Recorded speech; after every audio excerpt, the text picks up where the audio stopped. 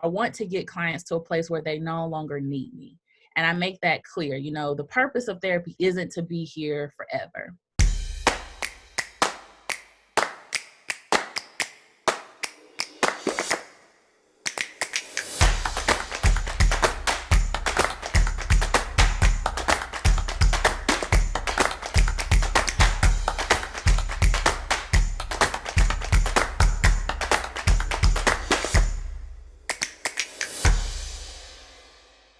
The Soar Firm is a private mental health practice. I'm located in Greenville, South Carolina.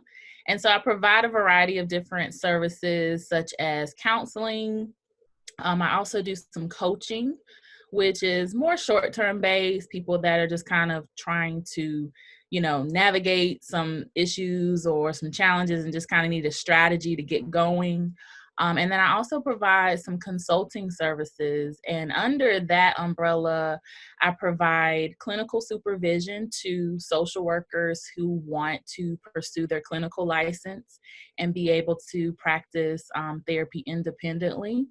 And I also do work with other social workers who want to kind of start their private practice and maybe just don't know how to get started.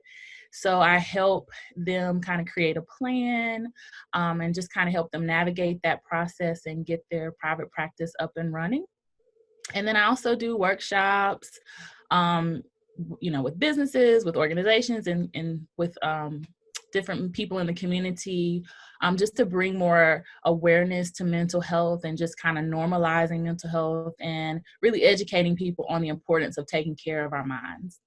Wow. Now, mental health is a very important field. And I think even now with all this going on with COVID-19, I mean, it is probably something that's on the top of people's mind more. So, and I know that you just didn't start when the COVID-19 happened. So tell us a little bit about, what was your life before starting the Soar Firm, and just kind of like what made you want to make that leap to start your own firm? Well, I went into the field of, so I went to USC, University of South Carolina. I went there to obtain my master's degree in social work after graduating with my bachelor's degree in sociology from Lander University. And after completing grad school, I knew I always wanted to help people. I didn't always know what that was going to look like, but I just knew at the core of who I was, I always enjoyed helping people and just seeing people thrive. And early on in my social work career, I worked in child welfare, which was very interesting. I also did some program management, managed, a staff of people within child welfare.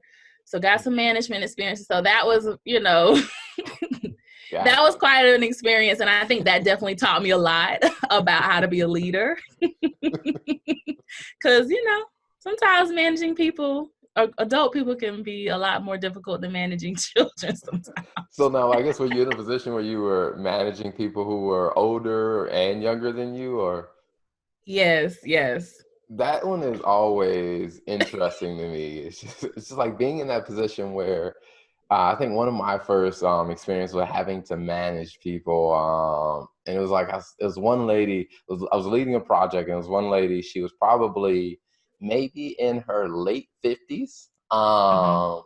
And there was something that I said, okay, all right, this is the way we'll approach it. We'll do it. Now, everybody on the team was okay with it except for her. So it definitely it was one of those experiences. It's like, wow, all right, now I got to deal with someone who doesn't agree with me. But it's like, it was a challenge because I was maybe in my early 20s and she was like in her late 50s. So I'm like, I kind of like, she was about the same age as my grandmother at the time. So I'm like, I feel bad for like telling her like, hey, this is the path we're going to go, even though she doesn't agree. But yeah, that can be very interesting. Yeah, it's hard sometimes. And you're right, especially sometimes when you're supervising people who are older, because they think because you're younger, you don't know as much or you're not as experienced. But I do believe that leaders are called. And so I think that, I believe that not everyone can be a leader or a true leader, but it definitely is a calling. And, it's not really about age, but it's about, does this person have what it takes to lead by example, to pour into their team, to develop their team. And sometimes that's a skill set that people who may be older than you may not necessarily have.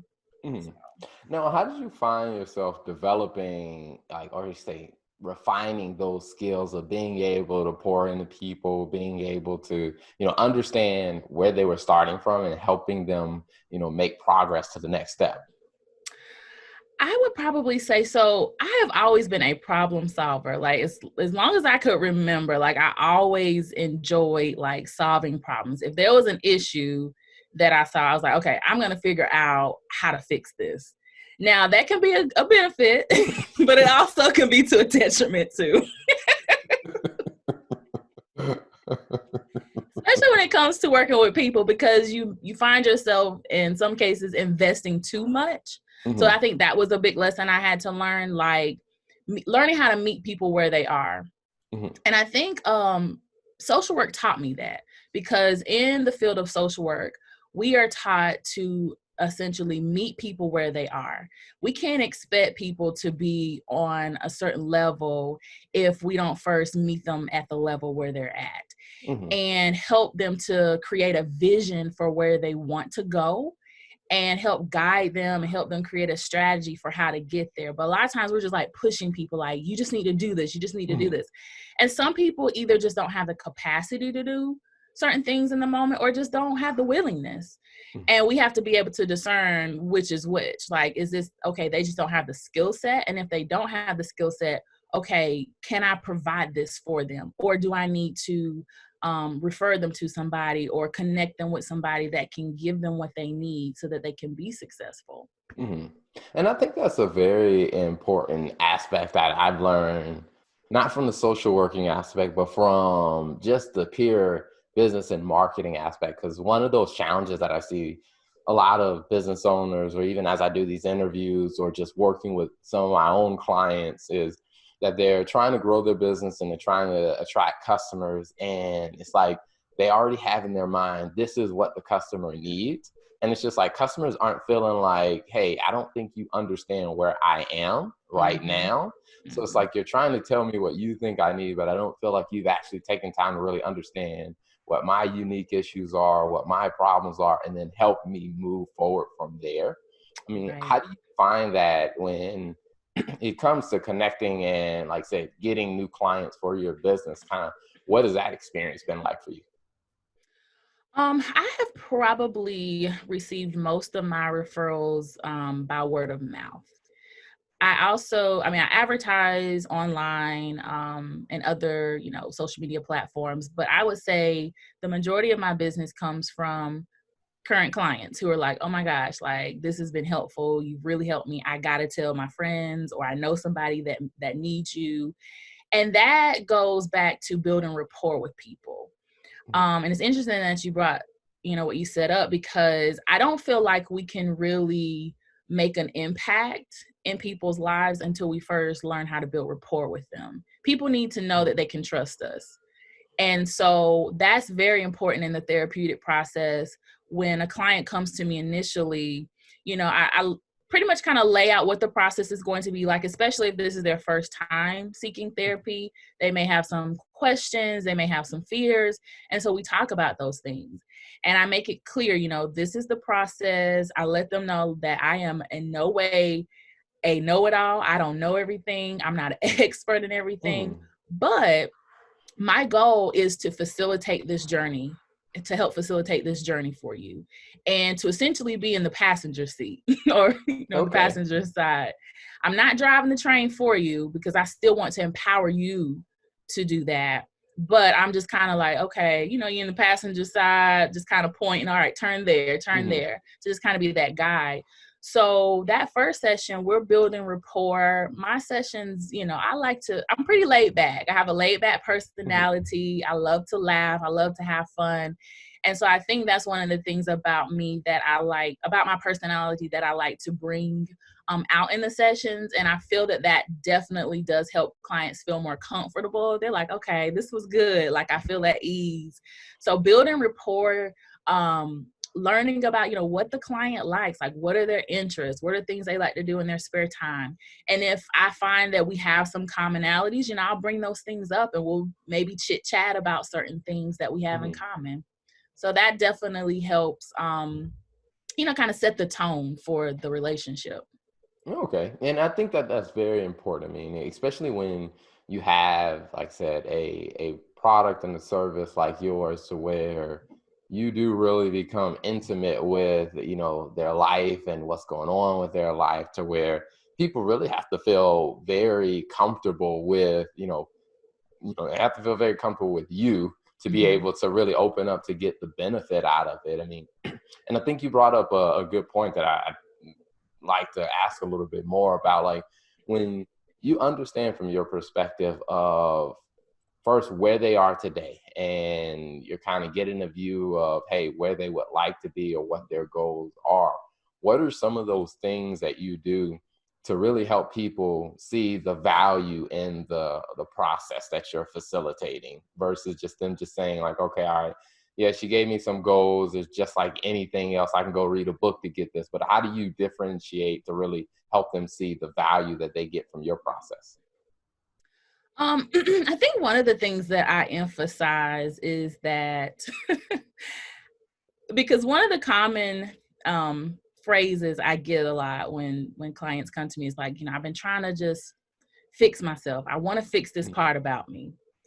And I tell people that if we could fix the things about ourselves, then you wouldn't be sitting here in my chair today. Yeah.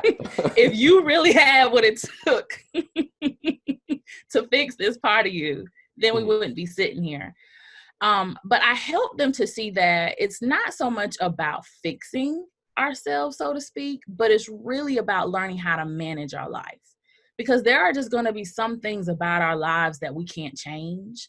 There are going to be some things that we just can't avoid as it relates to our lives. And so giving them tools, and that's what I really emphasize, like the whole purpose of therapy is to provide people with tools so that they can manage their lives.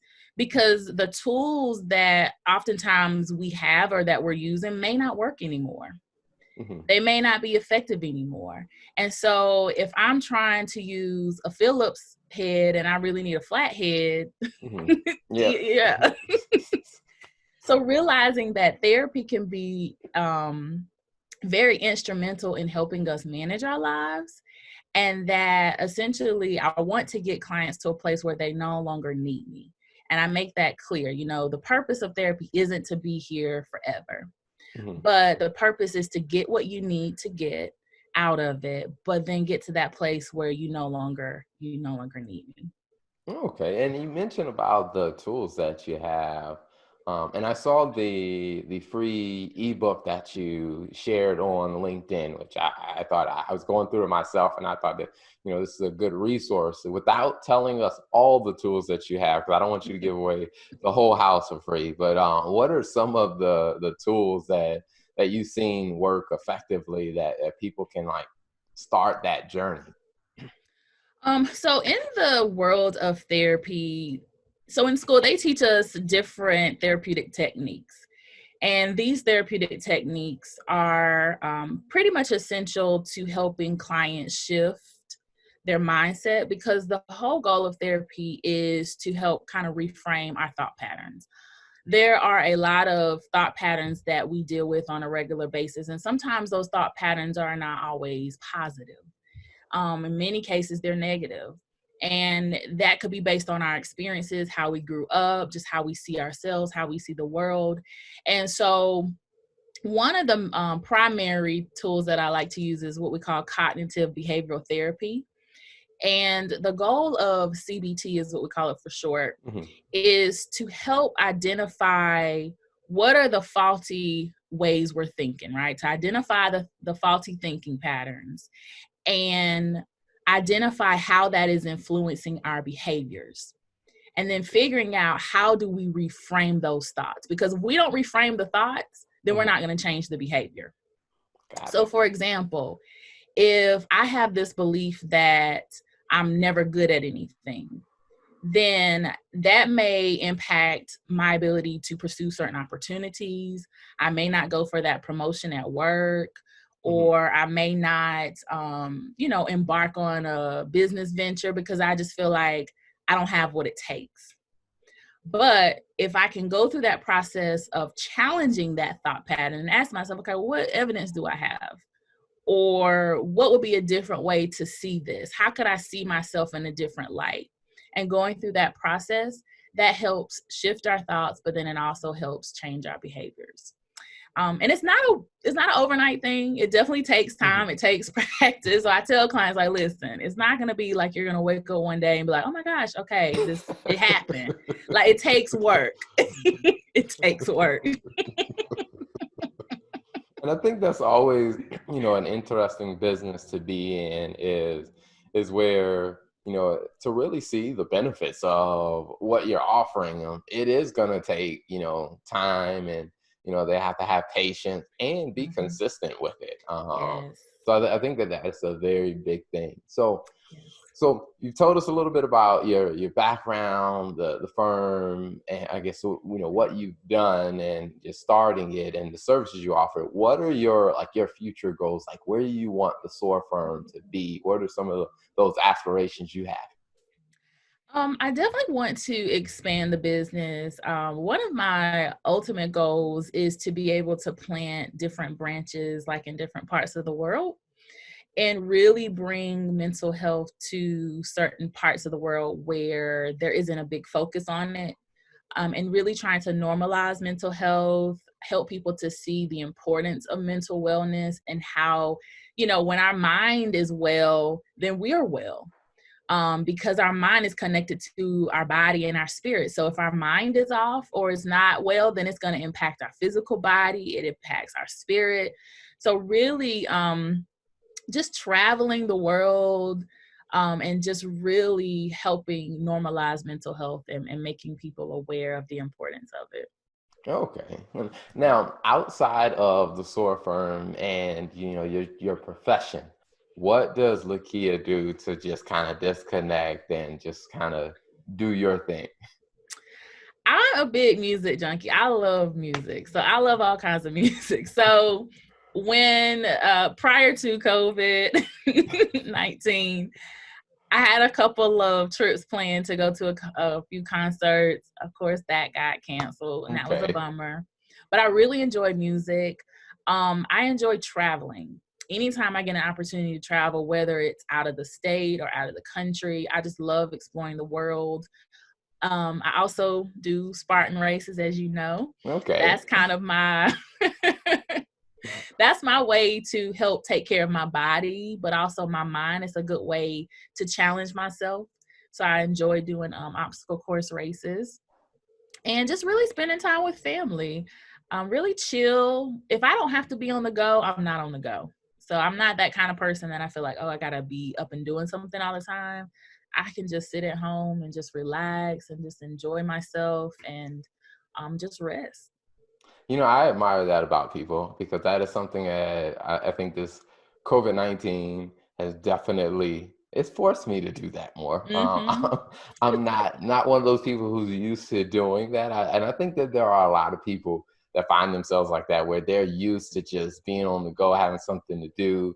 Then when Mm-hmm. you get to like home quarantine measures, to where there are some people that are really struggling now because they're just like, I Yes. got to be out, I got to go do something. What kind of advice or thoughts would you share with a person who's having a challenge with that? I would say listen to your body, because our bodies tell us what they need. And we typically know like when we need rest. But I think there's this internal pressure from self that says, okay, I got to be on the go. I have to be doing something. But your body's like, no, like we're tired. We need rest. And so taking that pressure off yourself, being gracious towards yourself and realizing that, okay, listen, in this season with what we're doing right now with the quarantine, you may not have the capacity to perform at the level you were performing prior to this, but realizing and understanding that that's okay. For some people, they may just need to rest. For some people, it may be an opportunity. Okay, now that I have some quiet time, I can work on some of these projects that I've been saying I needed to get done. But really listening to your body and letting your body lead you in terms of what you need to do.